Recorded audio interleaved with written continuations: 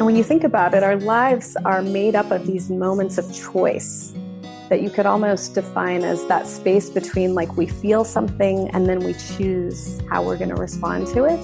And so the more we are responding to whatever's happening, whether it's an emotion trigger or something happening in our environment, from a place of how do I want to show up? What do I want to express? The more our lives begin to reflect what we have to contribute or how we want to be. You're listening to Dr. Aprilia West on Psychologist Off the Clock.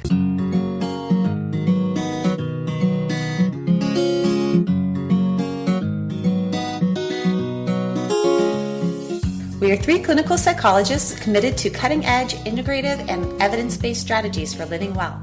On this podcast, we bring you ideas from psychology that can help you flourish in your work, parenting, relationships, and health. I am Dr. Diana Hill, practicing in Seaside, Santa Barbara, California. I'm Dr. Debbie Sorensen, practicing in Mile High, Denver, Colorado. And from coast to coast, I'm Dr. Yael Schoenbrunn, a Boston-based clinical psychologist and assistant professor at Brown University. We hope this podcast offers you ideas for how to live a full and meaningful life. Thank you for listening to Psychologist Off the Clock.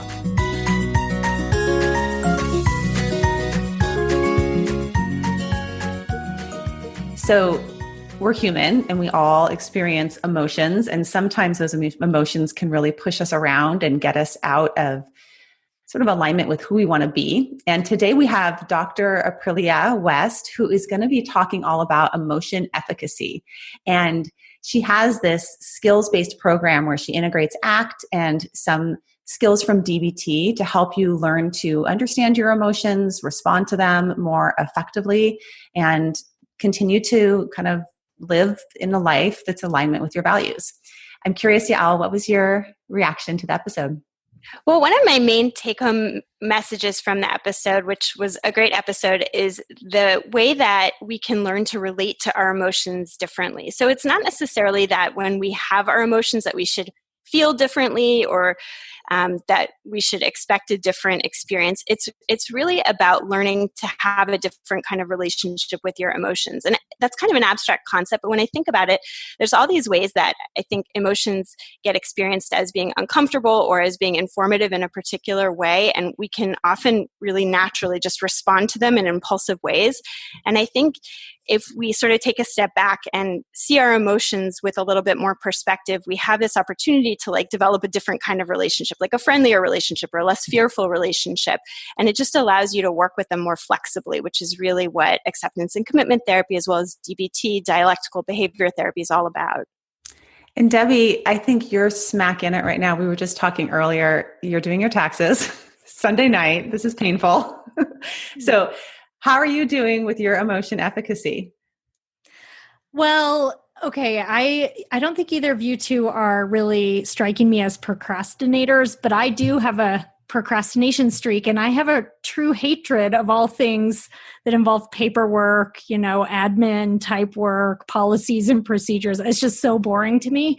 So I actually am a few days, over a week ahead of the deadline, so it could be worse. But to even just tackle that pile of papers, to log on to TurboTax, to me, it's just like I have to kind of override the desire to avoid, because I find it tedious, boring, frustrating. There's that anxiety of, am I going to have to pay or get a refund? So to me, it's one of the more unpleasant. A lot's showing up.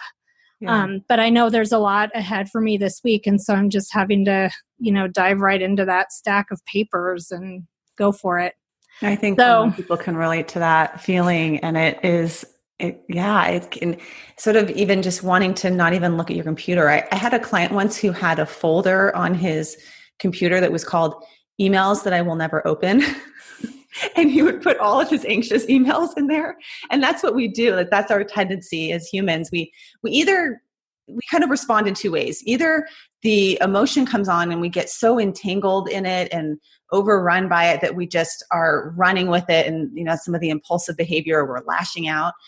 Or we do these avoidance strategies. We opt out, we give up, we procrastinate, we don't go, we try and distract ourselves and numb ourselves, we obsessively overthink and think about things, problem solve. Or one of my favorites is we like try and speed through it as fast as we can. I even remember when I was doing my first workshop in Santa Barbara, it was a DBT workshop. And I was so anxious about putting on this DBT workshop that I was driving downtown early in the morning, and I ran a stop sign like on one of these little city streets, and I got pulled over by a cop. Oh God. Oh no. On my way to the DBT workshop in front of the Family Therapy Institute where it was happening. Like a walk of shame, right? And I think that's what we tend to do is emotions can feel really overwhelming, and it really is a skill of how to maybe open up and allow them to be there, but also respond effectively in our lives. And that's what Dr. West is going to talk all about with us today. She even has a little experiential exercise she's going to do with me, which is kind of fun. And I think for therapists will be helpful as well for that to be modeled about what it looks like in the therapy room, or even for you to try at home. So I hope you like this episode. Maybe it'll be helpful for you, Debbie, with all of your taxes. Yes, I will keep it in mind as I, carry through the pain of income taxes.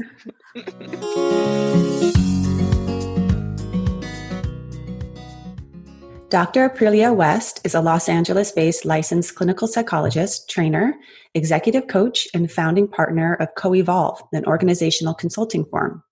She has also served as an advisor, organizational consultant, mediator, and executive coach for Fortune 500 companies, entertainment industry executives, U.S. members of Congress, and national and international nonprofit advocacy groups and campaigns. Dr. West is recognized as an expert in emotion efficacy and authored Emotion Efficacy Therapy, which helps people excel under intense stress and distress. She has extensive experience in performance training, working with executives, creatives, and leaders to help them access their full potential and to cultivate resilience in the face of difficulty and challenge. Welcome, Dr. West. Thank you so much, Diana. Yeah, it's so great to see you. We got to meet each other in person. We're actually fairly close by. I'm up here in Santa Barbara, and you're not far from me in LA. So it was great to meet with you in person on a beautiful spring weekend a couple of weeks ago. That was great. Yeah.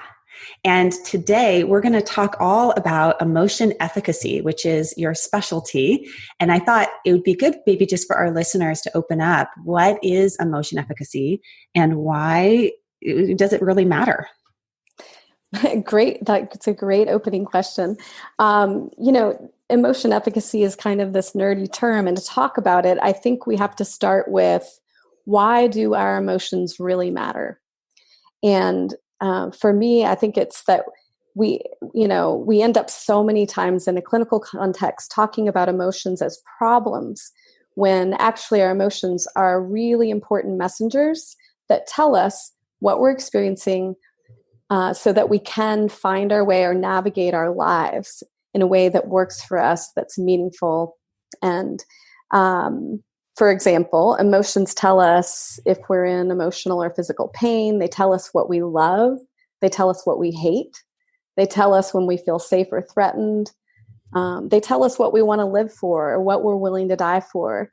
So we really need our emotions, almost as a compass to guide us. And so ultimately, being able to experience whatever emotions arise and being able to respond powerfully to them allows us to create what we really want, even in the face of stress or distress. So could you tell us a little bit about your story and how you came to working with emotion efficacy?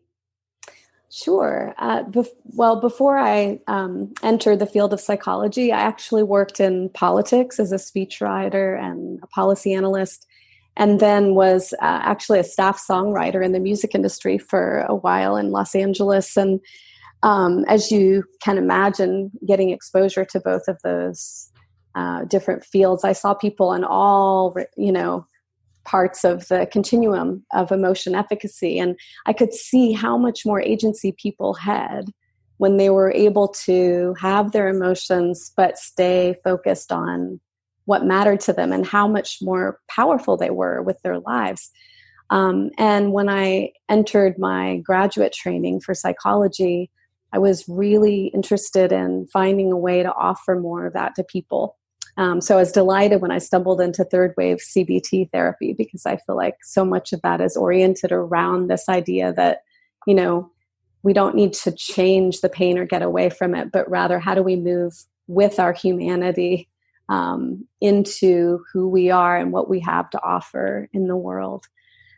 So ultimately, I believe that if people don't have emotion efficacy, they end up stuck in a default mode where their emotions run their lives and they're not really able to cultivate what they have to bring to the world. So that was my inspiration for working on this. So emotions are part of being human, and oftentimes we think of them as they're the problem. We just need to get rid of it. And I think I've heard that a million times in my practice of, can you just get rid of my anxiety? Can you help me stop thinking about this? And I think clients come in to our practices requesting that from us. Absolutely. And that you have actually a different response to that question of, can you get rid of it, when you're talking about emotion efficacy? That's right. Because, I it sounds like you're having a similar experience to me, and I'm sure lots of clinicians do, being essentially sort of the deliverers of quote unquote bad news, which is we as humans cannot get rid of our emotions. We cannot get rid of emotional pain. That is just something that we experience. And that's a good thing in a lot of ways, right? Because it's what allowed us to survive when we were cavemen and cavewomen, and we needed to know that, the fear that we experience looking into the eyes of a saber-toothed tiger means, run, because it's better to not to be lunch. But what I think is really important for people to understand when they come into the room, even if they've experienced their emotions as dangerous or threatening or overwhelming or interfering with their life, is that, you can shift your relationship with your emotions so that it's powerful, so that you can have that fear, but it doesn't have to stop you. And that there's often really important information in your emotions about what matters to you and what you could do to create more of what you want. Right. And if we attempt to get rid of the emotion, we also get rid of that component of what matters. And that's right. It's the sidestepping or avoiding or trying to think your way out of this that actually creates most of the suffering in our lives. And it's actually, in order to get to our values, we have to touch the suffering. I mean, we have to touch the pain, right. Maybe not the suffering. That's right. We have to make contact with that. Yeah, our values. And don't you think too, it's even like just to get in touch with who you are, mm-hmm. To really know who you are is to understand, what you care about, what you feel, what you experience, how you see the world, and to be able to connect to what you have to bring to the world requires that you are someone who's in touch with how you feel. When you think about it, emotions are really what motivate us to do anything. Mm-hmm. Mm-hmm. Yeah. So it seems that some people experience emotions more intensely than others. And I've seen that in my practice, just this varying degree of the intensity in which people feel emotions and also their ability to regulate them or be able to be with them. And I wanted to ask you, why is that the case? Why are there differences in terms of baseline emotion reactivity and also emotion regulation? Yeah. Well, I think you're asking two things here. One is like, how do we get the way we are in terms of our relationship with emotions? And then secondly, what does that look like? What is the continuum? And you've kind of touched on that already. But to take your first question, people are really complex sort of versions of neurodiversity, right? Resulting from a range of biopsychosocial factors. Which means that biologically we have a predisposition in terms of, how sensitive or reactive we are. We also believe that learning experiences can impact how we respond to emotions. For instance, and you'll be familiar with this as a DBT trained therapist, consistent socially invalidating environments can actually increase emotional reactivity. Right. So socially invalidating would be something like a child who's crying and the parent comes up to them and says, "You're fine. It's okay." Yeah. Exactly. What's the matter? What are you crying for? I'll give you something to cry about. Right. That's a socially invalidating environment that actually child's going to cry louder. Yeah. And the message there is that you can't trust your feelings. Exactly. And that your feelings maybe don't really matter.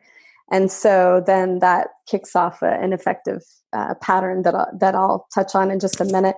The other way that people develop either more reactivity or various temperaments has to do with how their learning experiences reinforce emotion avoidance, which then can lead also to another fancy term called distress intolerance, and that's this belief or perception that you can't tolerate aversive emotion. Right. So that would be an example. That would be the kid is crying, but the mom says, "Oh, well, look over there. There's, something else to look at, or let me buy you a candy bar," or, trying to distract the child from the feeling as well. And that we learn to do that for ourselves, to just distract ourselves from the feeling. Yeah. Yeah. And then the implicit learning there or message is that, when you're feeling something too painful, you can't stay with it. You need to do something to change it or shift your attention. Yeah. Mm-hmm. Mm-hmm. And then finally, because we all grow up in really different environments or in cultural circumstances, the skillfulness that we learn either through modeling by parents or, just that we have access to, depending on what kind of resources are around us, can be really different. And I think what's really interesting when you're a parent is just to notice how there's a transaction that happens. So one child's response elicits a certain response in me that then may reinforce their pattern. Mm-hmm. And that can be the case in, parent-child relationship, but it also can be the case in our partner relationship or relationships with our parents. And we get in this sort of dance of regulating each other's emotions or dysregulating each other's emotions by how we're responding or mirroring each other as well.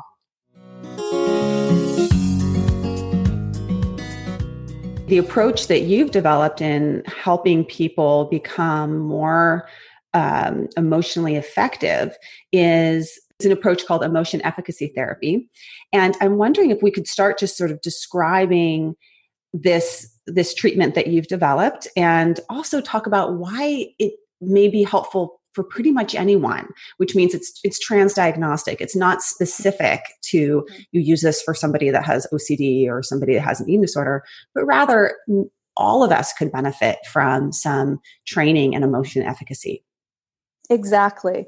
Yeah. So the Emotion Efficacy Therapy protocol is an ACT-based protocol that integrates ACT with some DBT coping skills in an exposure-based skills practice. And it is transdiagnostic. I would even say it's adiagnostic because, like you said, anyone can benefit from increasing their emotion efficacy.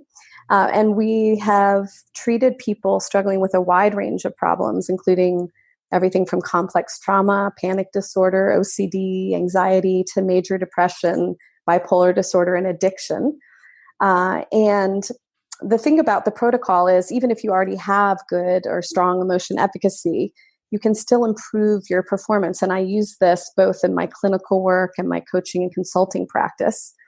And it really does teach people how to shift their relationship with their emotions so that it's more powerful, so that, you can really stay connected to what do I want to create, even in the face of stress and distress, moment to moment.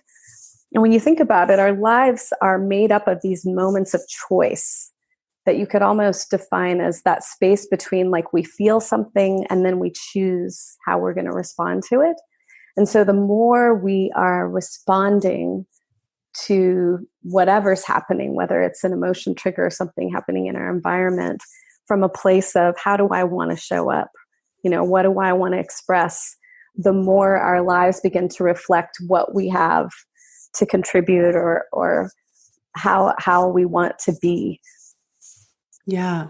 And this concept of it being applicable to everyone, I remember in graduate school, my first exposure to dialectical behavior therapy. And for those who don't know what DBT is, it's actually a treatment that was designed for people that were chronically suicidal.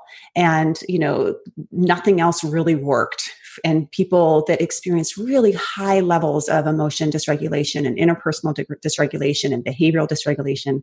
And Marsha Linehan was just brilliant in developing this really groundbreaking at the time treatment that integrated both acceptance and change and had a lot of skills associated with it.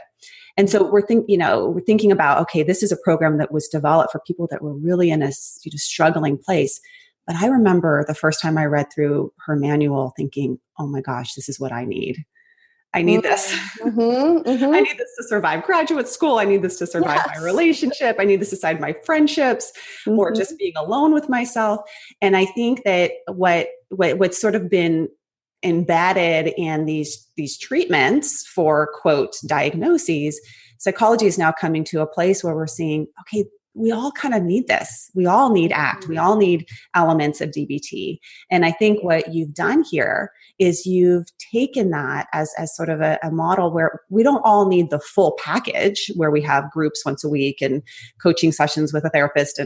But you've taken it in a way that's really applicable and usable in short term, where people can get some of these skills and utilize them in their life in a way that's really approachable. Yeah. So I'm wondering if you could talk a bit about the components of this treatment that you've put together and what it looks like. Yeah, absolutely. Well, I think as I mentioned before, it's an 8-week ACT-based protocol, and there are essentially 4 components. The first is emotion awareness, which is really just teaching people, what does it mean to experience an emotion? How do you know what you're experiencing? And so we talk about accessing emotion through the body, through sensations, through cognition or the thoughts that come up, through feeling labels. So that's the interpretation of what's happening in the moment. And then also being able to recognize urges as a part of emotion. And so they start by just simply being able to identify or observe these different parts of an emotion when they're activated. Sometimes we'll do this using music, because music is such a great way to, create emotion. And they just notice while the song is playing, what am I feeling in my body? What are the thoughts that arise? What are the feelings that I can identify, and then what does it make me want to do or not do? So we'll start with that, and then building on emotion awareness, we move into something called mindful acceptance, which is simply observing and allowing that experience. And so we teach very specifically, what does it mean to actually allow emotional experience, and how is that distinct from avoidance? What are the consequences of avoiding your emotions versus allowing them or accepting them? And so they get to practice with that. And we do some emotion surfing, where we intentionally have them think about something that is activating, usually a distressing situation. And then they practice noticing all parts of the emotion and taking the acceptance skills that we teach them, leaning into that. So they learn that they can actually surf through an emotion wave, and that, if they don't do the kind of behaviors that increase emotion and make it get bigger and last longer, that they can actually surf through an emotion wave in a fairly brief time. And that component of mindful acceptance is really an embodied one, where it seems that we're using our bodies to allow not just our minds, but actually physically allowing the experience to be there and to lean into it and relax around it and breathe into it. And I really feel that the degree to which we do that is in direct proportion to the degree to which we're going to experience freedom. And when we're all tensed up around, I don't want to feel this thing, at least for me, when I'm in that place, whatever it is that I'm not wanting to feel is in direct proportion to how much suffering I'm in around it. So those first 2 skills alone, I feel like, are game changers for people. Yeah. Being able to identify, I'm in it, I'm having an emotion right now. Yeah. What are the components of this emotion? That's and then can I allow it to be here? And that just slows things down enough and gives us enough space to then move into, okay, now what am I going what I want to Yes. do here. Yes, exactly. Yeah. And that is, so those first two skills create the foundation for people to identify what we call in emotion efficacy therapy, the moment of choice. And the moment of choice is where you get to decide how you're going to respond to what you're experiencing. Yeah. So it's creating enough space to be able to ask that question. Because of course, if we're resisting emotion or we're tensing up around it, like you're saying, usually we don't have access to what really matters to us to be able to act on that. Right. Right. Tara Brach talks about we leave our bodies and we go into our control tower, which is our head. Yes. And what we're sort of addicted to leaving our bodies and going into our control tower. So we actually have to get our bodies and our minds in the same plane, right? Which is bringing our minds back to the present moment and what we're experiencing that moment. That's right. Being in the present moment and then allowing whatever is there. Yeah, exactly.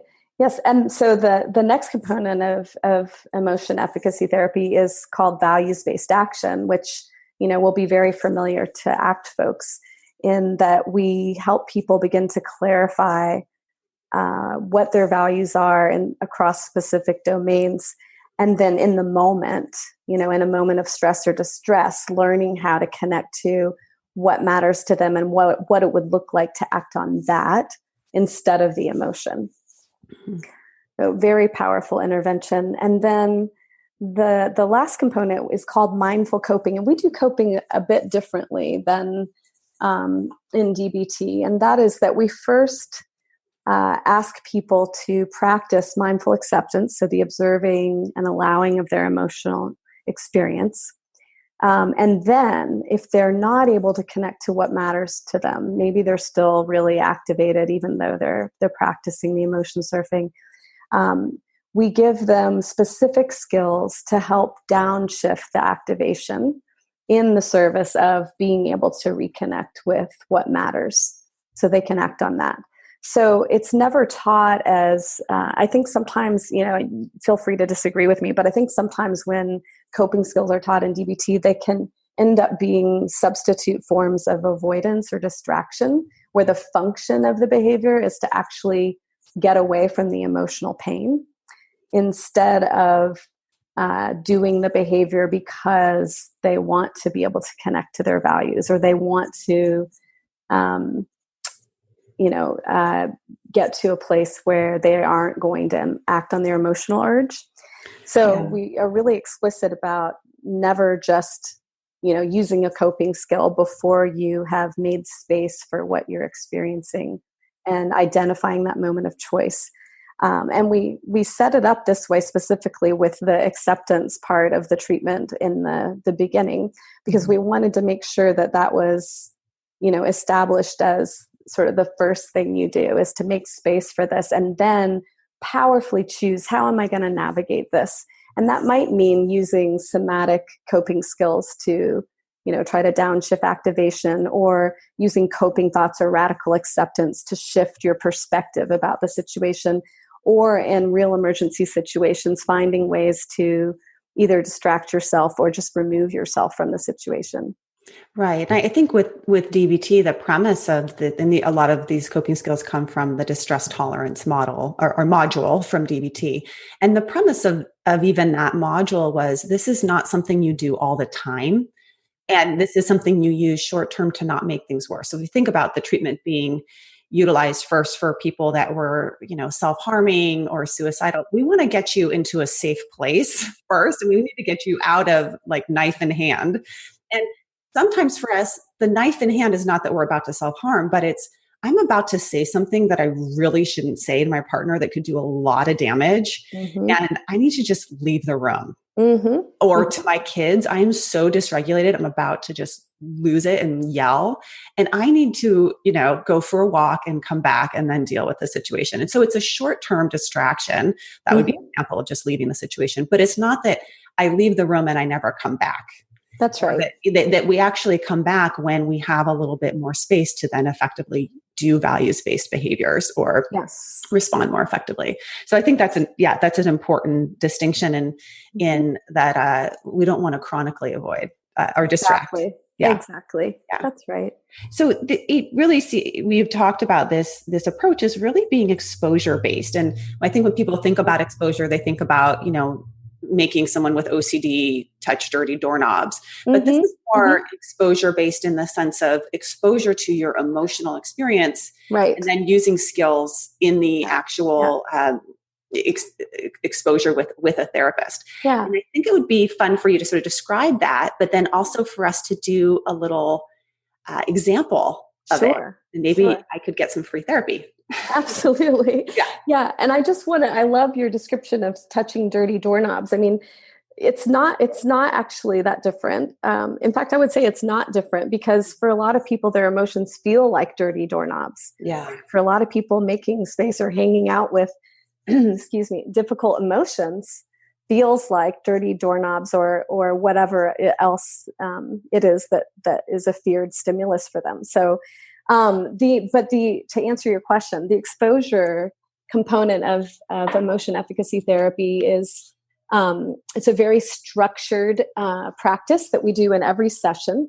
And the theory behind it, as you probably know, but just in case there are other people listening who aren't familiar, is this idea that when we learn in a certain state, we're more easily able to recall those same skills and learning when we're in a similar state. So the idea is that we practice these skills when we're activated, and that way we're building the muscle to access those same skills when we're upset outside of the therapy session.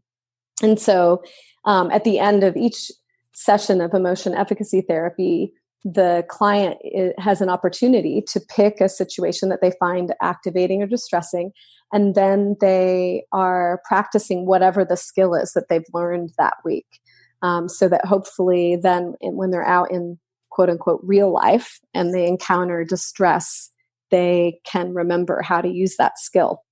Right. And I think the difference is sort of like if you were learning to play the ukulele and you just went every week and got instruction without ever picking up a ukulele, you're not going to be as effective as if you're sitting there with the ukulele, trying it out and seeing where you're getting stuck and where it's difficult for you and how it actually feels to do it. That's where I think that for me, really good therapy is when we're in the room and we're actually coming up against the very feared thing right there together. Here it is right now.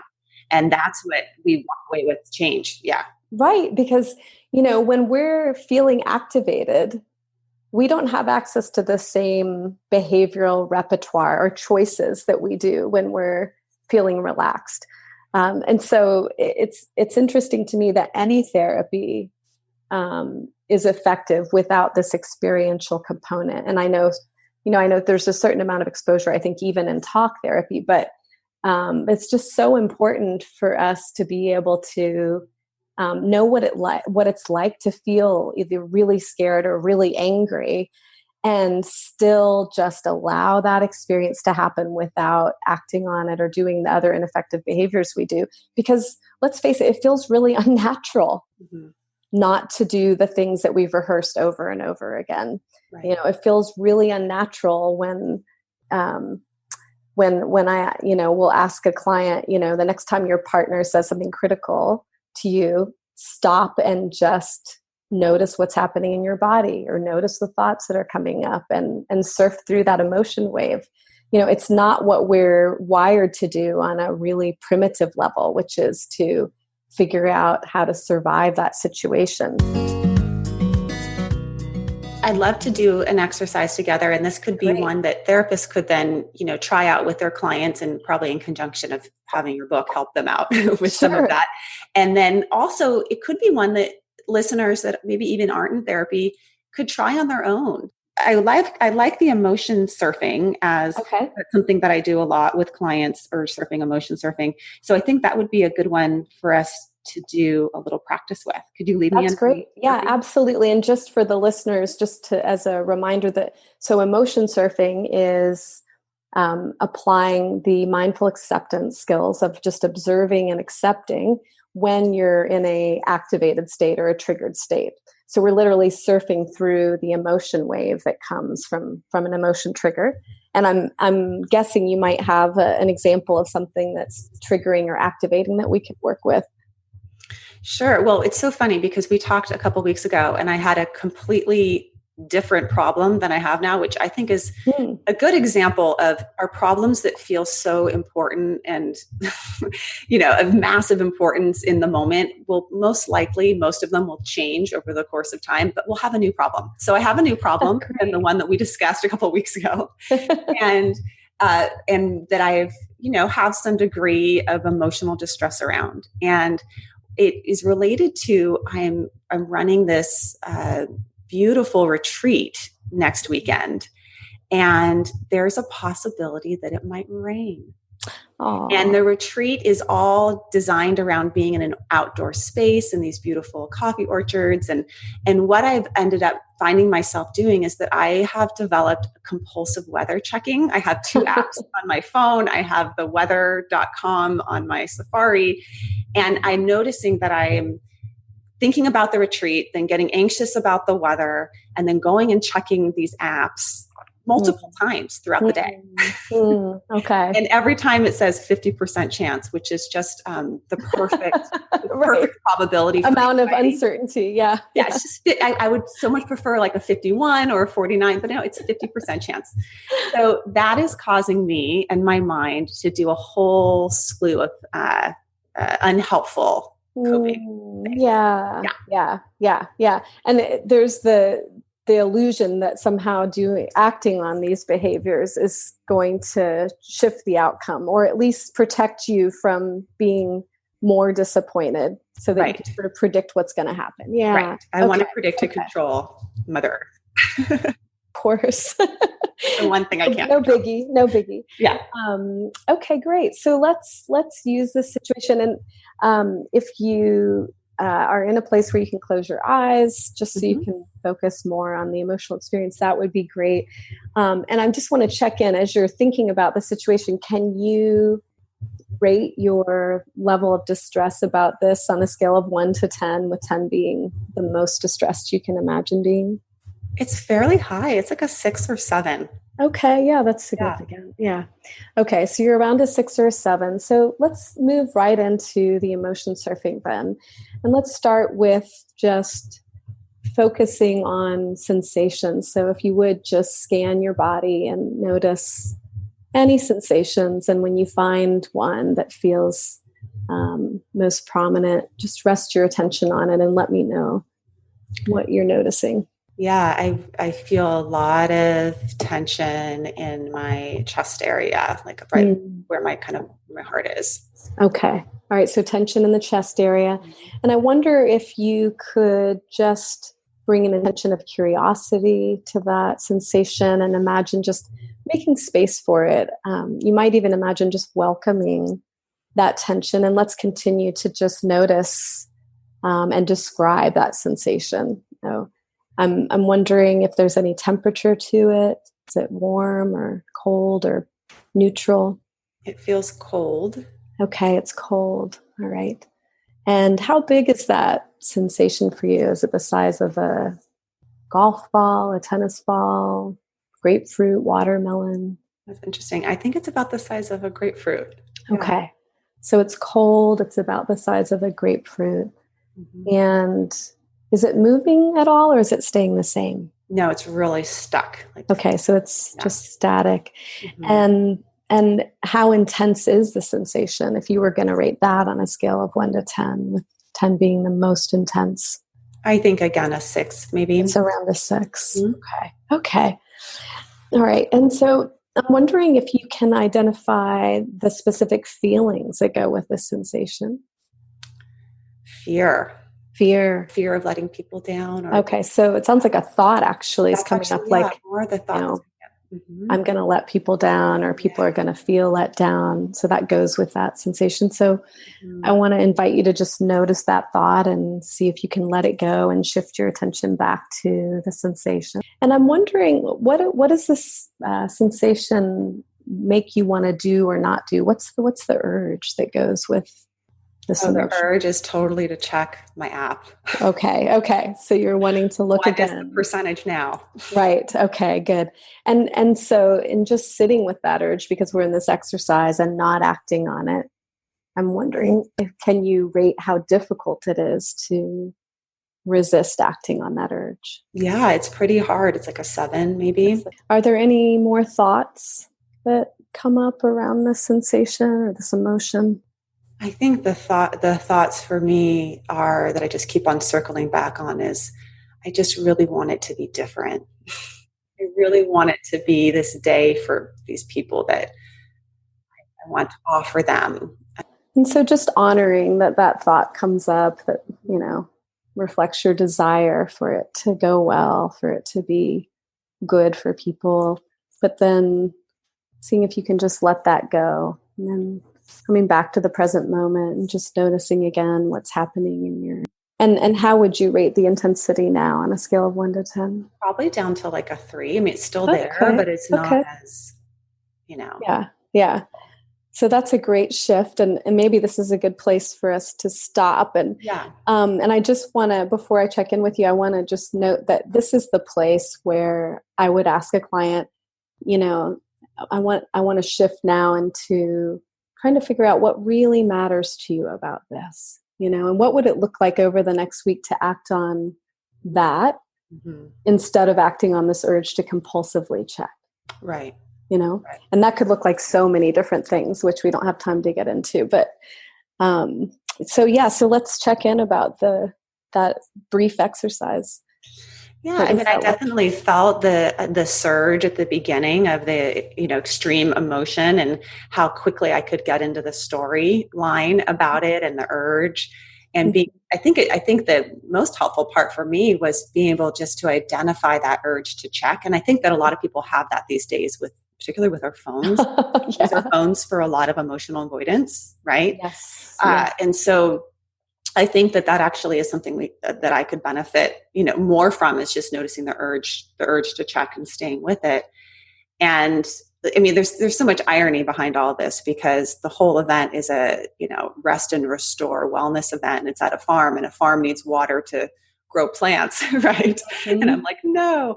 So I think that being able to just slow it down and feel the full range of the emotion, and also being able to notice its sensation in my body, which kind of decouples it from the story a little bit. Yeah. That can't harm me, just like the weather can't harm the sky.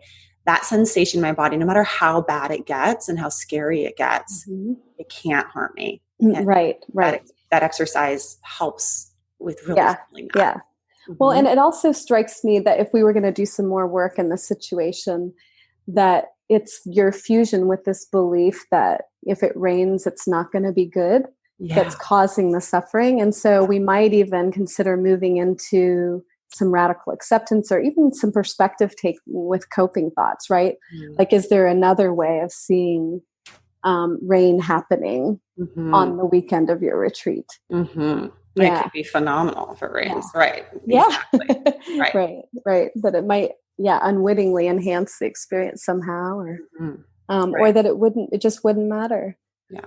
Well, here we are. We're in Southern California, and pretty much for the last 7 years, all we've been doing is praying and doing rain dances, right? Yeah. And then the rain comes, and we don't know what to do with it. We're like, I can't wear my Uggs.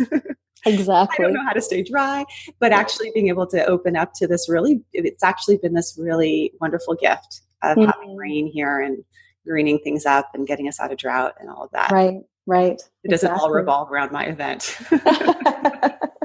Well, that already right there, it sounds like you're doing your own perspective taking. Exactly. Yeah. No, I've been working with this. So that was really helpful. And I just to kind of break it down, that people could try this out of just, being able to identify the emotion, going into the body, doing it's called physicalizing an act, where you're making this thing actually a physical form, and it actually gives you a little bit of distance from it when you do that, when you get its temperature and its shape, or if people do its color, or if it's moving, and that somehow helps us with it not being us, right? It's a little bit distant from us. And then, as you did, being able to identify the urges and the thoughts as well, and then accept and allow. And just doing that practice is, I like to, and you also are checking with what's called subjective units of distress, or SUDS levels, throughout a 0 to 10, which helps track if you're doing this with a client, it helps track where people are on the wave. And you could do that with yourself. Where am I on the wave? Right. Am I at its peak, or am I coming back down? That's right. That's right. Yeah. And I wanted to just clarify, in emotion efficacy therapy, we're actually not conceptualizing the observing as distancing as much as it is being able to both have the emotion, but know that that's not all of who you are, that there's a you beyond that emotion. I have a little bit of a reaction when I hear the word distancing, just because I think that can unwittingly reinforce sometimes people's sense that this is helping them get away from their emotional pain. And ultimately what we want is for people to just be able to experience their pain and but still stay focused on what really matters to them. Right. Yeah. Okay, that's helpful. Thank you. Yeah, absolutely. So I know that you've done some research on this approach, and I'm curious, what has it shown about how it's maybe helpful to people? And I know it's a shorter program than the lengthier ACT or DBT protocols. Yeah. So, not surprisingly, given that EET is an integration of ACT, DBT, and exposure, our results show that EET has a significant effect on emotion regulation, distress tolerance, and valued living in just 8 weeks, which is really exciting, because when Matt McKay and I developed the protocol, we were hoping to come up with something that could deliver rapid results. And it does seem like that's what is happening. In fact, we did one trial of EET with people struggling with both mental health problems and addiction. And in that trial, we saw a 50% reduction in relapse rate after just 8 weeks of treatment. So it's really exciting. And we continue to do research and hopefully we'll, be able to put this on the map and offer it to more people as not only a brief therapy, but as an inexpensive and portable therapy that can be done in either a group or individual format. And if clinicians want to learn more about how to do that, how could they get training from you, or what do you have coming up? No, I appreciate you asking that. Well, Matt McKay and I have written a book for clinicians, and it is a step-by-step guide with worksheets and handouts and client therapist scripts, so that you have examples of how you might introduce the components and work with your clients. And in addition to that, we also have a training scheduled through Praxis Continuing Education in September, and I believe it's September 21st. But I can send you the link actually if you. Yeah, we'll put both of those in the show notes. Yeah, and people can look those up. And the training looks like it's in San Francisco for those that want to be in California. You can go to that, and Praxis is such an excellent training program. So that would be great. And I just really appreciate you for coming on the show and sharing all of your work and being willing to even guide us in a little bit of an experiential exercise, which I think can be vulnerable both for the therapist and the person doing it. So both of us stepped into some discomfort even just by doing the exercise on the show. So I appreciate your willingness and courage in doing that.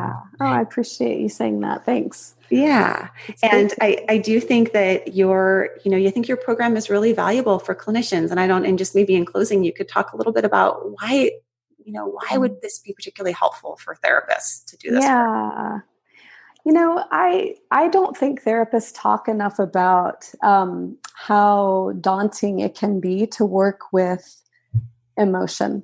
And in the research I've seen, the majority of therapists say that they are not confident or comfortable doing exposure-based interventions in therapy. And so one of the things I love about this protocol is it's just such a simple, straightforward, step-by-step way of working with clients around emotion, around activation.